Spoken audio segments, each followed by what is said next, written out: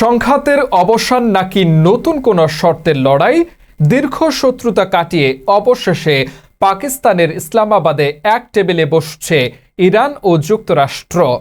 কড়া নিরাপত্তার চাদরে ঢাকা এই ঐতিহাসিক বৈঠকে অংশ নিতে ইতিমধ্যে পৌঁছেছেন মার্কিন ভাইস প্রেসিডেন্ট জেডি ভান্স ও বিশেষ দূত স্টিভ উইটকফ।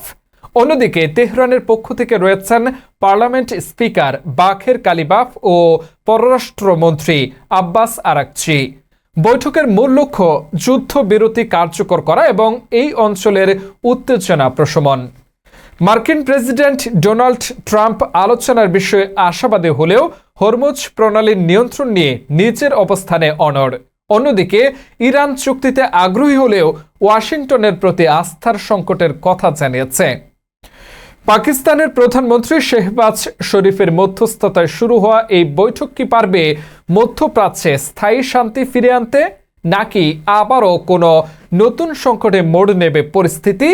সারা বিশ্বের নজর এখন ইসলামাবাদের দিকে।